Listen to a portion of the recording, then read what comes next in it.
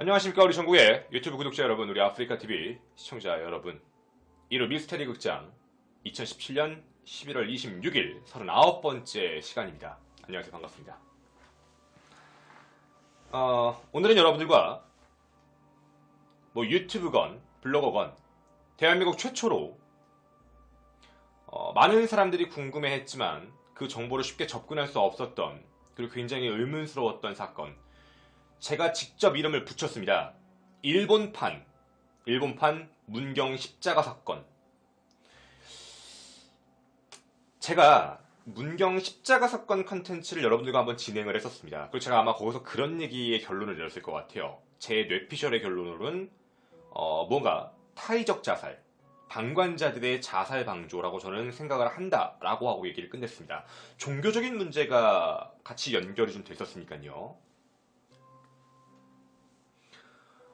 오늘 여러분에게 미리 이 제목까지 먼저 말씀을 드리는 이유는 뭐냐면, 오늘 이 이야기는 문경 십자가 사건과 굉장히 비슷합니다. 근데 진짜 웃긴 건 뭐냐면요, 문경 십자가 사건은 어른이 했잖아요. 연세 좀 있으신 어른 성인이 하셨는데, 오늘 이 사건의 주인공은 초등학교 4학년 10살입니다. 지금부터 여러분들과 약간 오늘 컨셉은 추리물처럼 들어가 보고자 합니다. 한 명 한 명의 진술과 그 주변 이야기들을 여러분에게 다 던지고, 우리가 함께 갖는 의문점, 생각할 점들을 하나씩 던져보고자 합니다. 저에게 아까 본방에서는 잠깐 제가 메일을 보여드렸습니다. 아마 다 보셨을 거예요, 이제 보신 분들은. 저에게 어떤 메일이 한 통 도착을 했어요. 11월 7일이었습니다. 11월 7일날, 약 지금으로부터 약 20일 전이었죠. 자신의 이름은 키쿠치 히데미다. 자신은 일본의 한 사립 탐정이다 라고 얘기하면서 저에게 메일이 한 통 오게 됩니다.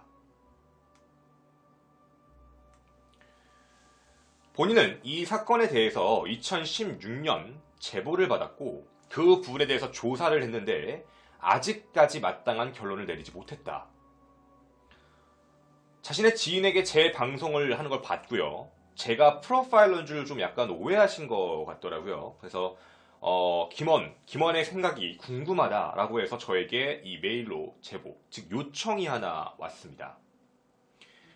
키쿠치 히데미 님에게 다시 한번 감사드리고 오늘 이야기를 본격적으로 시작해 보도록 하겠습니다. 오늘 여러분들과 함께 진행하게 될 첫 번째입니다. 진행하게 될 첫 번째 사람 얘기부터 소개하고 출발하도록 하겠습니다. 바로 이분이십니다. 한 아이의 어머니의 이야기입니다. 이 이야기의 말 하나하나에 집중해 주십시오. 아이가 집을 나간 건 아침 11시쯤이었어요. 놀러 나가요 라고 말을 했죠. 근데 그 이후에 한 번도 연락이 없이 돌아오질 않더라고요. 너무 불안하고 걱정되고 해가 지고 있기 때문에 뭔가 느낌이 이상해서 저녁 6시 30분쯤에 경찰에 신고를 했어요. 그럴 애가 아니니까 말이죠. 한 어머니의 진술이었습니다. 엄마는 아들을 잃어버린 마음 아픔을 이야기하고 계십니다.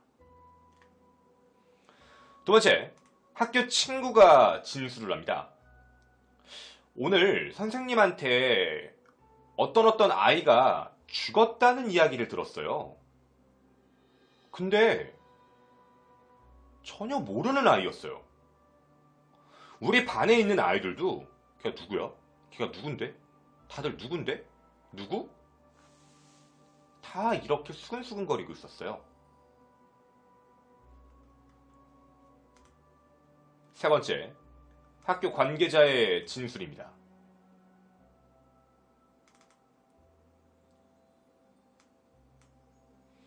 이 아이는 25일 일요일 학교 축제도 잘 참가했습니다.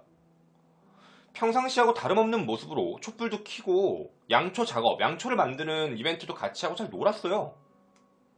근데 왜 이런 짓을 하고 죽었는지 모르겠어요. 학교의 입장이었습니다. 그리고 인근 마을 주민의 진술입니다. 이렇게 얘기를 하죠. 근데 사실 이 학교 있잖아요. 이 학교는 부모들끼리는 사이가 좀 좋은 편이긴 한데 아이들끼리는 이렇게 웃는 얼굴로 이야기하는 모습을 볼 수가 없어요. 좀 이상한 학교예요. 저는 저 학교 마음에 안 들어요. 여러분은 총 한 사건에 대해 4인의 진술을 들으셨습니다. 어머니의 진술, 학교 친구의 진술, 학교 측의 진술, 인근 주민의 진술.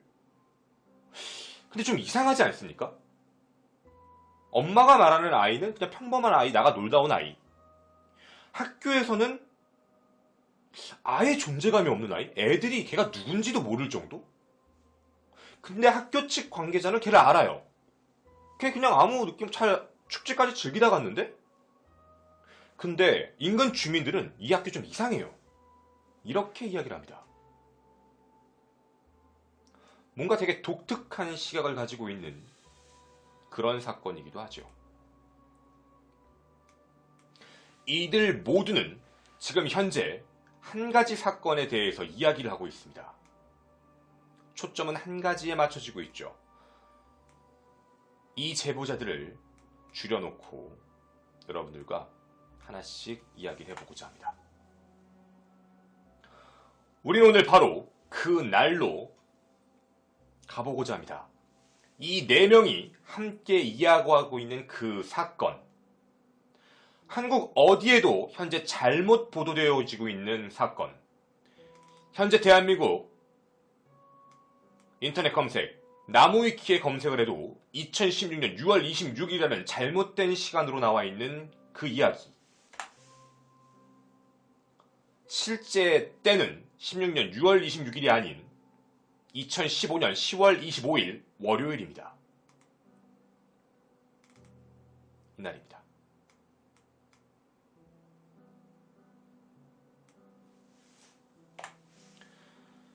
월요일 저녁 6시 반 어머니에게 전화를 받았죠. 경찰은 곧바로 수색으로 들어갑니다. 아이가 집 근처에 있지 않을까부터 집 근처 수색을 먼저 당연히 시작하게 됐죠. 근데 아이가 살았던 집 근처에는 보시다시피 약간의 야산 같은 둥지가 있습니다. 경찰 혹시 모르니까 이 산에서 아이가 길을 잃었을 거라는 생각에 저 산부터 먼저 조사를 해봤죠. 헌데 경찰의 직감은 틀리지 않았습니다. 사건 현장 사진입니다. 입구.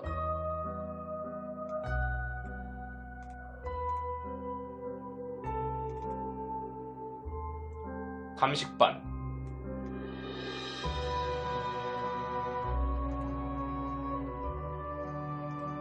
그리고 시신의 발견입니다.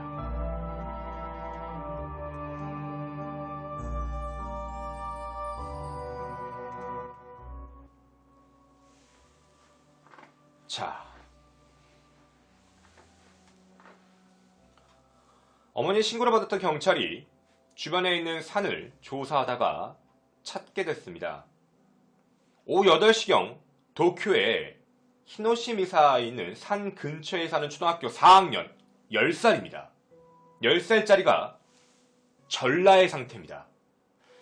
몸에 실오래기 하나도 거치지 않은 상태, 나체의 상태로 손과 발이 묶인 상태로 나무에 목이 매달려 죽은 상태로 발견이 됩니다. 지금부터 그 사진 함께 공개하도록 하겠습니다. 죽은 사진은 공개하지 않아서 잔인한 사진은 나오지 않습니다. 이런 모습입니다. 실제 도쿄에 있는 그 산의 모습이고요.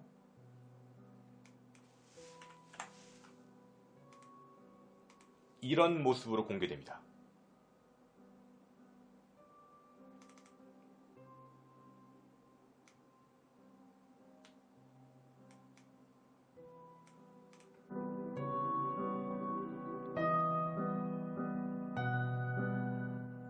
실제 사건 현장의 모습을 그대로 보여드린 내용입니다.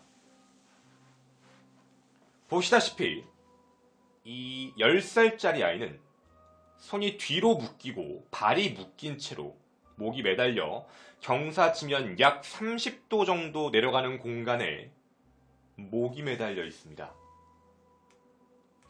그리고 전라의 상태, 옷이 없습니다. 옷은 나무 옆에 저렇게 가지런히 벗어놓은 상태였고요. 저렇게 죽었습니다. 그리고 이걸 조금 다른 각도에 있는 이제 또 하나의 영상을 보여드리겠습니다. 약간 3D물로요. 이런 느낌이라고 봐주시면 제일 좋겠습니다. 이런 상태로 발견된 겁니다.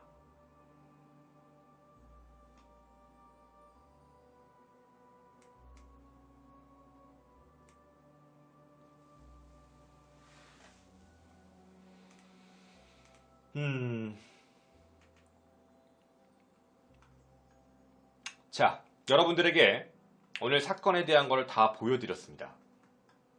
여러분의 생각은 어떠십니까? 다들 머릿속에 똑같은 생각이죠. 10살짜리인데. 자살은 아니겠지, 10살짜리가.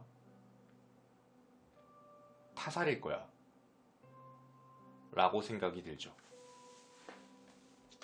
하지만 경찰의 발표는 바로 자살입니다.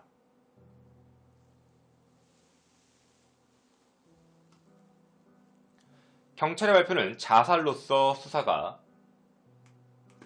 종결됩니다.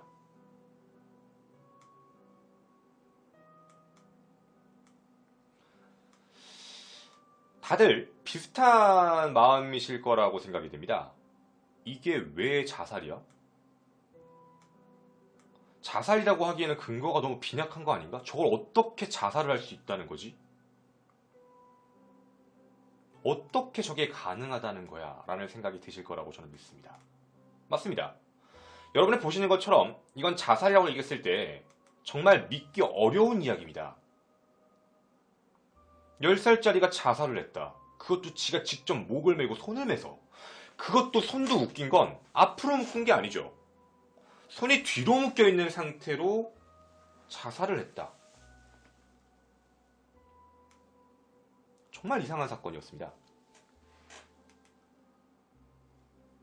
자, 우리가 지금 자살이다 타살이다 지금 채팅창도 많이 올라오는데 사건을 조금 정리해 볼 필요가 있을 것 같아요. 조금 더 객관적으로 자료를 더 전달을 좀 해드리겠습니다. 사건 현장에 대한 이야기를 조금 더 잘 말씀을 좀 드릴게요. 일단 부검 결과입니다. 이 사건의 현재 부검 결과로서는 이렇게 나왔습니다. 사인은 질식사, 목졸림에 의한 질식사로 사망한 아이입니다. 그럴 수 있죠. 목이 졸린 상태로 내려갔으니까. 양손, 양다리 전부 다 노끈에 묶인 상태다. 실제 팩트니까 정확히 기억해 주십시오. 세 번째, 옷은 안 입은 상태다. 옷은 완전 나체 상태다. 네 번째, 옷은 근처에 놓여져 있었다. 근데 그냥 놓여진 게 아니라 굉장히 가지런히하게 놓여 있었습니다. 그냥 벗어 던진 게 아니에요. 잘 정리된 채로. 그리고 시신은 목이 끈이 묶인 상태로요. 1.5m 정도의 길이라고 합니다. 저 밧줄 길이가 1.5m 정도로 약 경사면 30도 정도의 절벽 정도에 달린 약간 이렇게 완만한 경사 쪽에 누워있는 상태로 발견되게 된 거죠. 그리고 여기서 좀 이상한 점이 뭐냐면 여기는 산이지 않습니까? 산이면 발자국 및 흔적이 필요합니다. 현장에 제3자의 흔적이 없습니다. 그러니까 제3자, 다른 사람이 같이 있는 뭐 발자국이라던가 뭐 어떤 것도 나오지가 않습니다. 그리고 한 가지 더, 이 산은 평상시에는 사람들이 많은, 제가 오늘 갔다 온 경기도청처럼 등산로서 사람들이 많이 왔다 갔다 하지만 낮에는 놀 수 있는 공간이 맞다고 해요. 평상시도 많이 놀았다고 합니다. 낮에는 이 친구들이. 근데 밤이 되면 불빛이 없어서 굉장히 어두운 공간이라고 합니다. 아무것도 안 보일 정도로. 평상시에는 친구들하고 잘 놀았지만 이 당일날은 혼자 놀았던 것으로 유추하고 있습니다. 그리고 이게 외부의 흔적이 없다라고 믿은 생각이 뭐냐면 아이를 뭐 끌고 간 흔적, 아이를 잡아서 납치한 흔적, 끌림 흔적, 뭐 어떤 것도 없다는 거예요. 아이가 살이 긁힌 흔적도 없습니다. 그냥 몸 상태도 완벽하게 깨끗한 겁니다. 그리고 또 큰 문제는 경찰의 검식 결과 이 근처에 DNA 및 지문 어떠한 것도 하나도 검출되지 않았습니다. 자, 여기까지가 사실입니다. 여기까지. 그럼 우리가 지금 생각을 해보면 경찰의 조사 발표에 따르면 양발, 양손이 뒤로 묶인 건 맞고 목이 졸려 죽은 건 맞는데 외부의 흔적이 아무것도 없다예요. 어떠한 흔적도 없이 아이가 이 상태다. 자, 여기까지 여러분에게 견해도 궁금합니다. 여러분은 어떤 생각이 드십니까? 저는 세 가지의 경우의 수가 떠올랐습니다. 첫째, 자살. 자살일 수도 있다. 왜 자살인지 한번 얘기를 해볼게요. 자살의 의심점. 정확한 법의학적 근거로는 자살이 맞는 거예요. 왜냐면 시체 근처에 남아있는 발자국은 이 아이 것 빼고는 없으니까. 법의학적 관점에서요. 두 번째, 목을 매달거나 손발을 묶는 흔적에서 외부의 흔적이 없어요. 왜 그러냐면 손발을 완전 꽉 묶은 게 아닙니다. 약간 느슨하게 묶여 있었다고 해요. 마치 이렇게 혼자 묶은 것처럼 약간 느슨한 거예요. 타이트하게 꽉 묶여 있으면 아 누가 강제로 했겠구나 라고 판단을 경찰도 할 텐데 느슨하게 묶여 있는 거면 혼자 할 수도 있지 않을까 라고 판단 가능한 정도. 그리고 마지막, 이 산에 수상한 사람이 있었다라는 어떠한 목격도 없었습니다.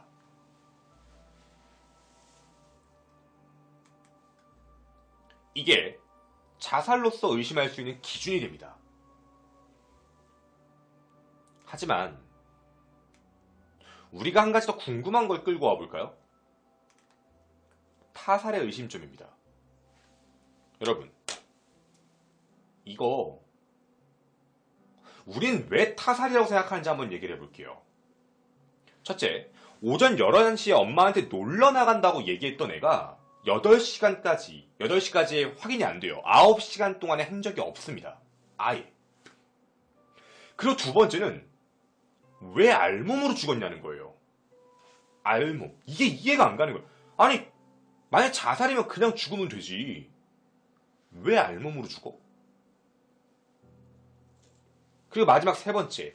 여러분도 지금 채팅창에 올린 거랑 비슷한 내용입니다. 다 똑같을 거예요. 아니, 어떻게 이걸 스스로 해? 혼자 손발을 뒤로 묶고 목을 감고 한다고?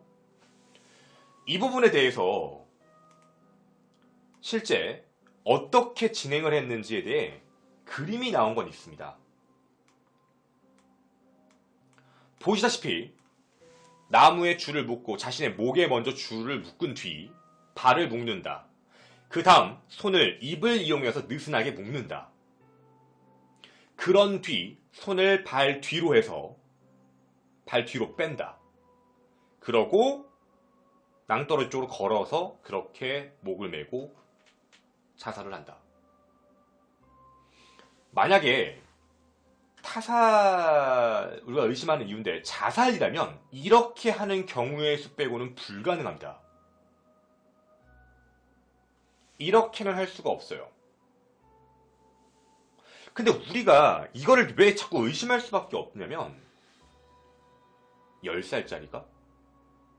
10살짜리가 이 정도까지의 생각을 할 수 있다. 머리가 굉장히 좋은 걸까요? 아니면 이런 거에 관심이 많았다든가. 왜 그러면 옷을 다 벗었을까요? 단순 초등학교 4학년. 주변에 아이를 키워보신 분들은 아시겠지만 초등학교 4학년이 뭐 아예 지적 능력이 없다는 건 아니겠지만 이 정도까지 고차원적인 생각, 자신의 죽음을 맞이하기 위해서 과연요. 이런 방법을 썼다. 그리고 제가 의심하는 마지막 세 번째입니다. 마지막 세 번째 의심점은 사고사입니다. 그냥 뭔가 장난을 치거나 무언가 놀다가 실수로 죽지 않았을까? 이것저것 뭔가 해보다가 혹시 실수로 해서 저런 모습이 나온 게 아닐까? 어떤 건지는 잘 모르겠지만 혹시 사고사가 아닐까? 하지만 이것도 문제가 되는 건 제3자에 대한 어떤 DNA도 없으니까 그렇죠. 자, 아까도 채팅창에 한 가지 이야기가 올라왔습니다. 아무래도 이 사건을 정확히 알려면 애가 어떤지도 알 거야 돼. 뭐 이런 얘기를 하시는 것 같아요. 맞습니다. 우리는 이걸 이해하려면 프로파일링이 약간 필요할 것 같습니다. 바로 이 남자아이, 그리고 어머니, 그리고 학교. 이상하잖아요. 남자아이를 프로파일링을 해보면 남자아이는 부모님, 그리고 자기, 그리고 여동생이 한 명 있다고 합니다. 4인 가족이고요. 그리고 2014년 1월 달에 이 지역으로 이사를 왔다고 합니다. 처음에 이 학교를 이사 왔을 때 이 피해자, 이 아이는, 이 죽은 이 아이는, 피해자라고 하긴 좀 그렇겠지만 이 아이는 공립학교에 진학을 하고 싶었다고 해요. 공립초등학교. 근데 어머니가 거의 반강제적으로 아이를 대안학교에 보냈습니다. 혹시 대안학교라고 아시는지 모르겠지만 출석 같은 게 되게 자유롭고 공부보다는 다른 것에 초점을 맞춘 약간의 사립기관입니다. 대안학교. 그래서 치카와시에 있는 프리스쿨을 다니고 있던 거예요. 그래서 뭐 친구들 사이에서 모를 수도 있었다고 합니다. 학교를 가는 시간도 정해져 있는 게 아니고 그냥 학교 출석의 의미가 많이 없기 때문에 학교 안 가고 나는 이거 했어요 라고 해도 이제 인정이 되기 때문에 그러면 부모님들끼리는 사이가 좋은데 애들끼리는 사이가 안 좋다는 얘기가 왜 나왔는지 대충 알 것 같아요.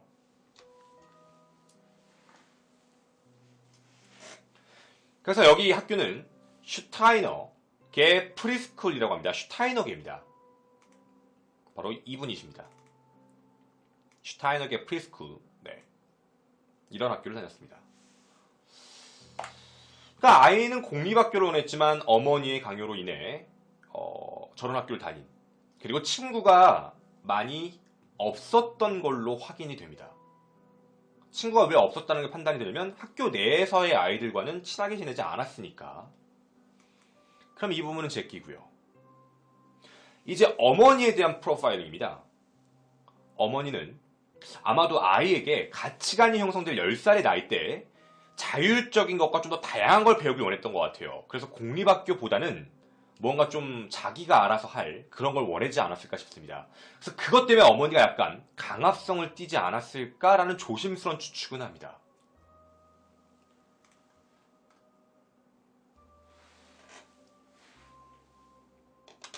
제가 여기까지 내용을 프로파일링을 쭉 하나씩 확인하고요.